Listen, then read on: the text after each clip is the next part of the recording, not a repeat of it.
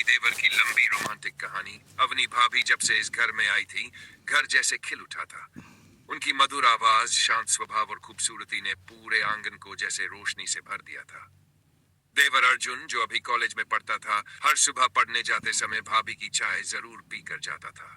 अर्जुन को एहसास तो कब का हो चुका था कि वह भाभी को देखकर कुछ अलग ही महसूस करता है, लेकिन वह कभी इसे जताता नहीं था। उधर अवनी भी उसकी मासूमियत, मदद करने की आदत और सम्मान देखकर उसकी तरफ खिंची चली जाती, मगर जिम्मेदारियों की दीवार हमेशा खड़ी रहती थी। कहानी उस दिन की है जब पहली बारिश हुई। बरसात की ठंडी शाम थी। घर के लोग किसी रिश्तेदारी में गए थे। अवनी अकेली थी और अचानक छत से पानी टपकने लगा। सामान बचाने के लिए वह ऊपर चली गई।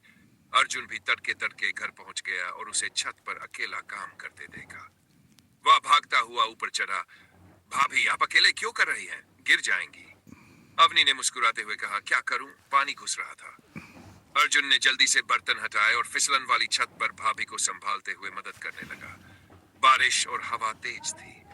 एक झोंका आया तो अवनी फिसल गई। अर्जुन ने तुरंत हाथ पकड़ लिया। वह उसकी बाहों में आ गिरी। कुछ पल तक न बारिश दिख रही थी, न छत, बस दोनों की आंखों में वही धड़कने जो सालों से दबकर रह गई थी। अवनी धीरे से उठी, मगर अर्जुन का हाथ अभी भी उसके हाथ में था। अर्जुन, छोड़ो ना। अवनी की आवाज धीमी थी, मगर आंखें सब कुछ कह रही थी। अर्जुन ने हाथ छोड़ते हुए कहा, काश मैं आपको कभी छोड़ना ना पड़े। अवनी चौंक गई। वह जानती थी कि उसके भीतर भी यही आग थी, मगर जिम्मेदारी की चट्टान उसे रोक रही थी। उसी रात बारिश लगातार गिरती रही। बिजली चमकी। घर में बस मोमबत्ती की हल्की रोशनी थी। अवनी नीचे बैठकर घर से भाग के मेला आती है और अपनी मम्मी से कहती है, बजर नहीं जाऊंगी। चुप क्यों?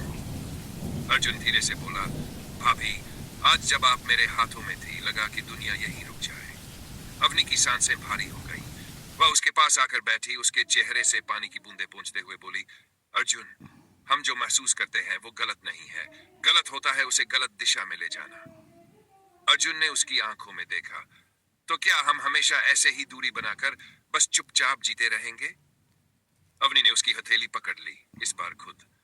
कुछ रिश्ते पूरे नहीं होते अर्जुन, लेकिन उनकी मिठास पूरी जिंदगी साथ रहती है। उस रात दोनों साथ बैठे, बारिश देखते रहे, एक दूसरे के हाथ थामे हुए, बिना शब्दों के, बिना सीमा लांघे, बस उस एहसास को जीते हुए जो दोनों के दिल में था।